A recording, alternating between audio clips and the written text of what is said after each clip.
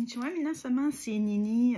Aujourd'hui, la vidéo va traiter de mon expérience avec les geishas. Je suis allée dans une station thermale il y a 2 semaines et j'ai pu rencontrer personnellement des 2 geishas qui ont donné une performance pour les clients. Alors, après la vidéo, bien sûr, cette vidéo-ci, où ce que je vous explique un petit peu en général, qu'est-ce que c'est une geisha, parce qu'il y a beaucoup de clichés autour, justement, des geishas, donc j'aimerais pouvoir démystifier ça un peu, parce que c'est vrai que ça m'énerve un petit peu quand j'entends ou que je lis des choses de gens, puis ils écrivent n'importe quoi, ou disent n'importe quoi, mais ils ne connaissent pas le sujet. Donc, j'aimerais démystifier ça avec vous pour que vous puissiez savoir exactement qu'est-ce que c'est. Parce que, bien sûr, s'intéresser à la culture japonaise, c'est aussi prendre des distances avec tout ce qui tourne autour des, je veux dire, des mythes ou des clichés ou des fausses informations qui circulent. Donc, on va décortiquer ça un peu ensemble et je vais vous expliquer un petit peu qu'est-ce que c'est. Et après cette vidéo-ci, je vais vous laisser découvrir une danse typique de geisha. OK? Donc, j'ai pris des vidéos et des photos. Vous allez avoir des photos de moi en compagnie des 2 geishas et quelques vidéos au niveau des performances. Bon, maintenant, qu'est-ce que c'est une geisha? Si on traduit ça en français, ça signifie personne de talent artistique. OK? Gei pour geijutsu, qui signifie art. Et sha, bon, personne ou, bon, autrement dit, personne qui s'adonne aux arts. On pourrait dire ça grosso modo. C'est sûr qu'il y a certains mots japonais qui sont très difficiles à traduire en français ou en anglais. Donc, c'est vraiment utilisé spécifiquement pour une chose donnée. Donc, si vraiment on peut faire quelque chose de global, là, le mot geisha signifie personne qui excelle dans les arts ou qui s'adonne aux arts. Parce qu'effectivement, c'est ça. OK? Une geisha, c'est une dame, une femme qui, dès son jeune âge, est initiée aux arts traditionnels japonais, qui commencent par, bien sûr, la danse, le chant, mais aussi la calligraphie, l'arrangement floral, la cérémonie du thé, certains je pourrais dire, jeux traditionnels, et l'art de la conversation, elles étudient l'histoire aussi, elles doivent avoir un cerveau, hein, ça c'est très important. Il faut bien comprendre que pour être geisha, être belle ne suffit pas, être jeune ne suffit pas, parce que la majorité des geishas, aujourd'hui, sont d'un certain âge, ils sont 60. Les 2 geishas que j'ai rencontrés devaient être dans la soixantaine. OK? Donc, le cliché de la jeune fille n'est pas forcément la réalité. OK? Oui, il y en a des jeunes, mais bon, la plupart ne font pas vieux os. Hein? Je veux dire, ils ne vont pas rester très longtemps dans le domaine parce que c'est un domaine qui est très exigeant. On pourrait comparer une geisha à je veux dire, une cantatrice, je veux dire, une chanteuse opéra, une soprano ou une ballerine. Donc, c'est à peu près le même style de vie, ce qui est très exigeant, très dur, physiquement aussi, et mentalement, et on doit posséder le talent. C'est très important, parce que, bon, c'est bien beau, mais si tu n'as pas le talent et le goût des arts, ça va être difficile pour cette femme-là je veux dire, de réussir dans ce domaine. Donc, le cliché numéro 1 qui circule beaucoup au sujet des geishas, c'est que ça serait des filles de joie. OK? Je vais vous expliquer un petit peu pourquoi que ce cliché-là a la peau dure. C'est que ça provient de la Deuxième Guerre mondiale. Après la Deuxième Guerre mondiale, les Américains ont occupé le Japon. Je pense que tout le monde sait ça. Et, bon, le Japon était affaibli, il était détruit, il n'y avait plus rien. OK? Donc, les gens mouraient de faim, en particulier les femmes. Malheureusement, il y avait beaucoup de jeunes veuves qui ont perdu leurs époux à la guerre. Donc, il fallait bien qu'elles subsistent d'une manière ou d'une autre. C'est bien triste à dire, mais c'est la triste réalité des pays en guerre. Hein? Donc, il y avait beaucoup de ces femmes-là qui se sont habillées en kimono coloré, ils se sont arrangées un peu pour avoir l'air d'une geisha. Certaines savaient jouer un peu des instruments de musique traditionnels, pouvaient un petit peu faire, grosso modo, la cérémonie du thé, bon, des choses comme ça. Et elles s'improvisaient geisha. C'est ce qu'elle disait aux soldats américains qui étaient stationnés au Japon. Donc, ça a beaucoup parti de ça. Donc, le mot geisha a été imprégné dans l'esprit des hommes occidentaux comme des filles faciles qui se donnaient pour une bouchée de pain, alors que c'était pas du tout ça, que les vrais geishas, je veux dire, les Américains, je veux dire, les soldats ordinaires n'ont jamais eu accès. Donc, c'était des filles ordinaires, souvent jeunes veuves ou, bon, bref, qui avaient tout perdu et qui cherchaient un moyen pour pouvoir survivre et aussi se faire marier par des soldats américains pour pouvoir être amenés éventuellement aux États-Unis, ce qu'on appelait les war brides, ok, je veux dire les épouses de guerre. Donc, je pense que ça s'est passé aussi un petit peu en Allemagne, même situation, mais bon, au Japon, il y en a eu énormément de femmes comme ça qui, de toute façon, cherchaient par tous les moyens à fuir le Japon qui était complètement en ruine. Donc, le cliché de la fille de joie qui est amalgamée au geisha provient particulièrement de ça et aussi de certains romans aussi, parce que bon, c'est sûr que pour les hommes occidentaux, ça peut être parfois confus. OK? Donc, on pourrait dire que la sexualité au Japon, elle est différente. Aujourd'hui, c'est la même chose, mais je veux dire, autrefois, les gens, je veux dire, les gens étaient chrétiens, je veux dire, les Occidentaux étaient chrétiens, avaient une éducation chrétienne, et le Japon, ben, c'était bouddhiste shintoïste, il n'y avait pas du tout la même notion du péché. OK? Donc, il y avait des choses dans l'esprit des Japonais qui étaient juste normales et que ce n'était pas considéré comme un péché, mais dans la tête d'un occidentaux chrétien, ben, c'était considéré comme péché et ça pouvait être amalgamé avec, je veux dire, j'évite de dire les mots parce que j'ai pas envie d'être... il y a des mots qu'on ne peut pas dire clairement sur YouTube, hein, mais bon, vous savez ce que je veux dire. Hein? Donc, c'est pour ça que ça a été beaucoup amalgamé, alors qu'à l'époque, ben, la notion du péché, elle n'était pas la même que dans l'esprit des hommes occidentaux. Donc, une femme qui trouvait un mec de son goût et qu'elle se donnait, je veux dire, facilement,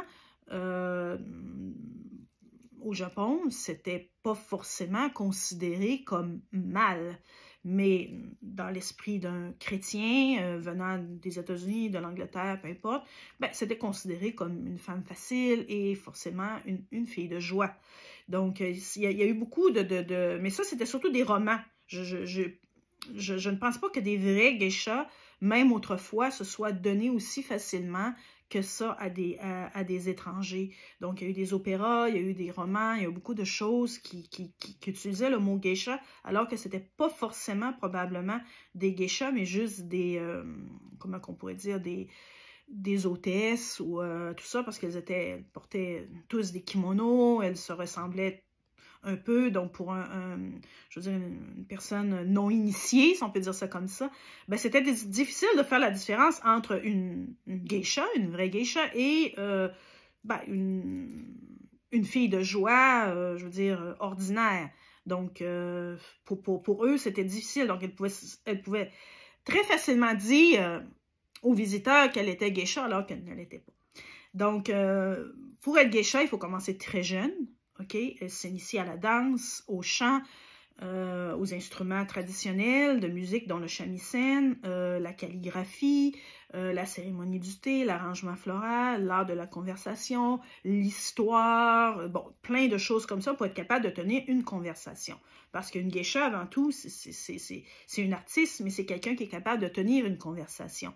Donc, si elle est dans une soirée, qu'il y a des gens, c'est des gens très instruits parce que ça coûte quand même assez cher si on réserve, je veux dire, surtout, ça dépend des endroits, parce que des geishas, il y en a qui pensent que c'est juste à Kyoto. Oui, Kyoto est très connu pour les quartiers de geisha, donc Gion. Par contre, on retrouve des quartiers de geisha un peu partout au Japon, même à Tokyo. Et dans les stations thermales, il y en a beaucoup. Et certaines geishas donnent des représentations gratuites au moyennant vraiment un prix de base parce que c'est des grands groupes. Il y a plusieurs personnes dans une station thermale, donc on peut bénéficier de rabais quand même assez impressionnants pour pouvoir au moins juste assister à une représentation de danse. Okay? Si on réserve, par exemple, une salle et qu'on veut être seul, en petit groupe, avec une ou des geishas, là, oui, ça va coûter quand même assez cher. Mais si on va dans des endroits comme des salles où ce que ça peut accueillir plusieurs personnes ensemble et que c'est juste une représentation de danse, là, à ce moment-là, oui, vous pouvez avoir une expérience pour peut-être quoi, une vingtaine d'euros, pas plus, par personne. Donc, pour assister à un récital de danse. Mais voilà, c'est que les geishas, on en retrouve un peu partout au travers du Japon. C'est pas strictement réservé à Kyoto. Et la station thermale où je suis allée, c'est Gero. Et Gero est quand même assez connu aussi pour avoir une culture de geisha. Il y a toujours eu des geishas depuis peut-être 200 ans, depuis que la station thermale est ouverte.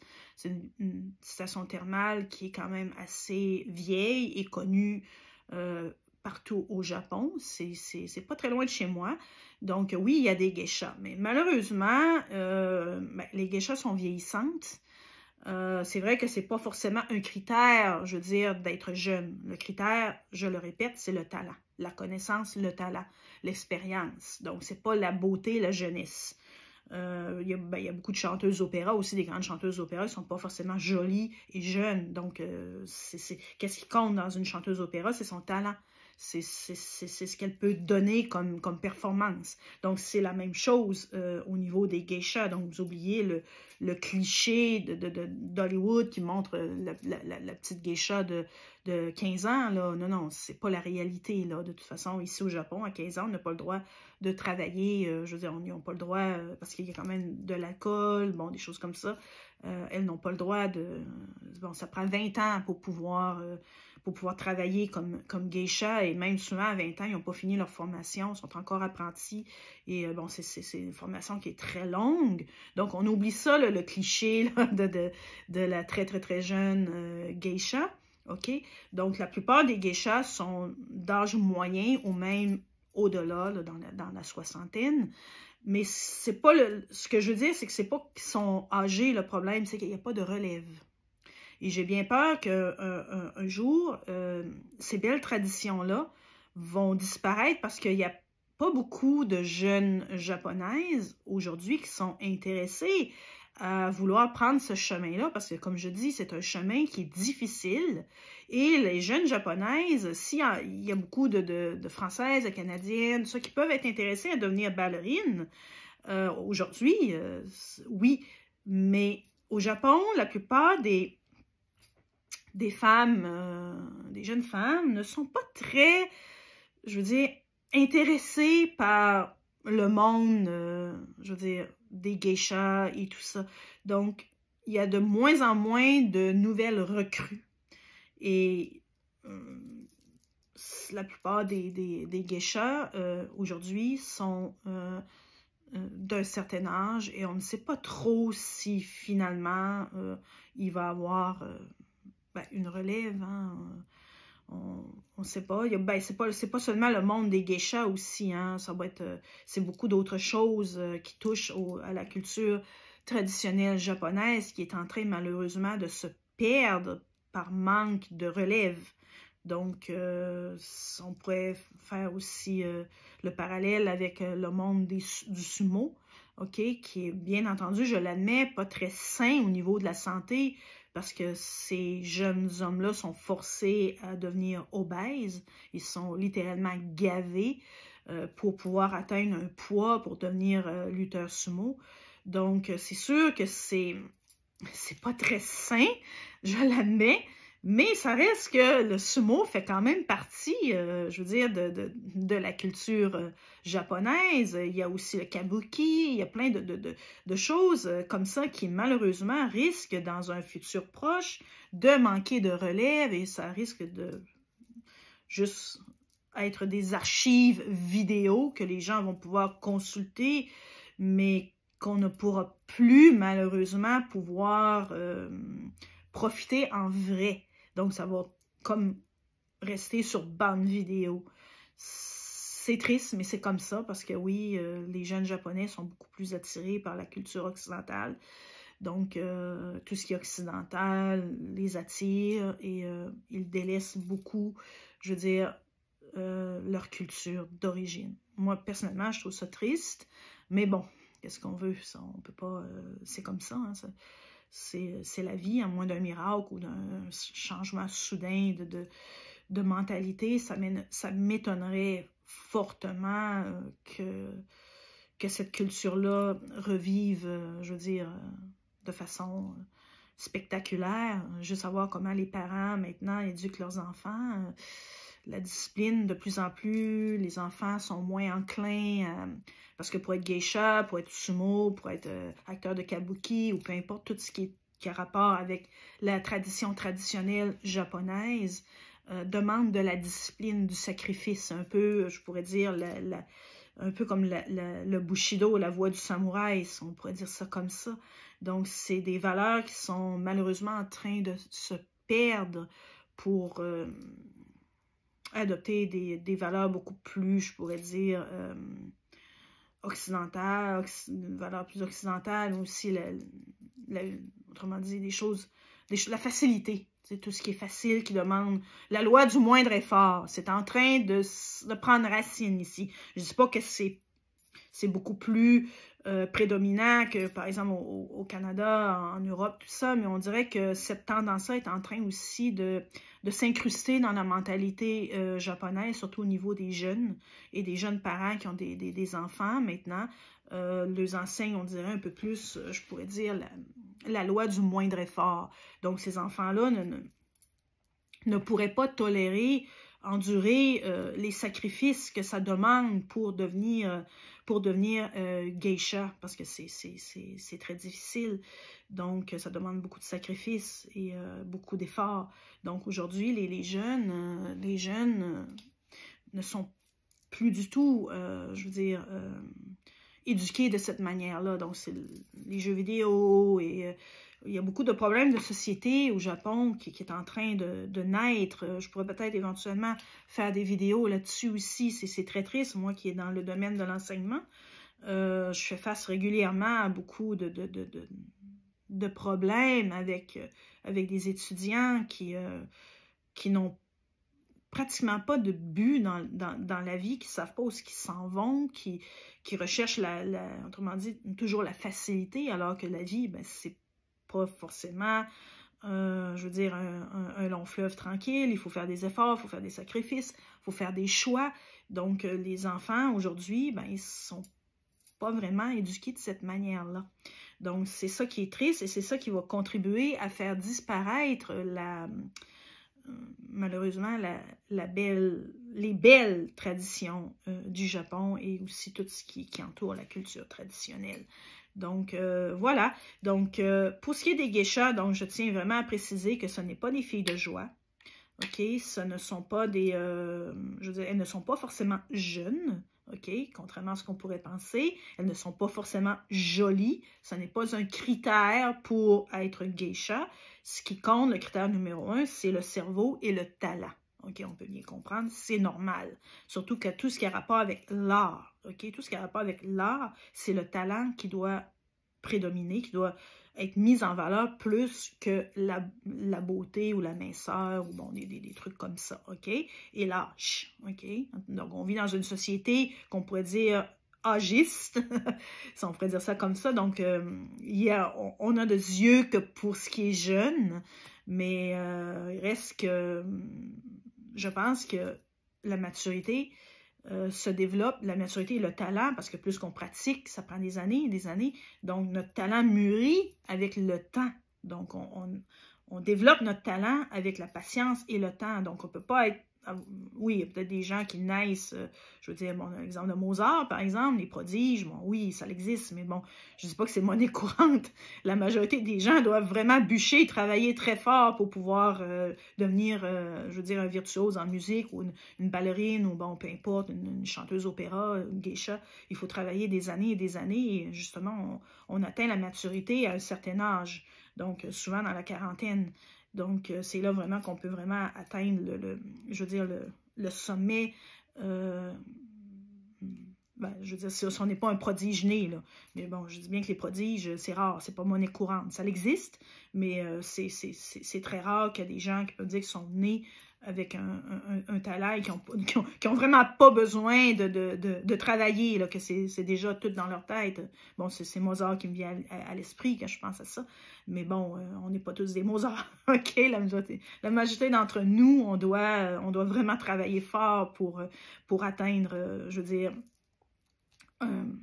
je dirais pas la perfection, mais bon, autrement dit, un bon niveau, c'est un niveau professionnel, si on pourrait dire ça comme ça.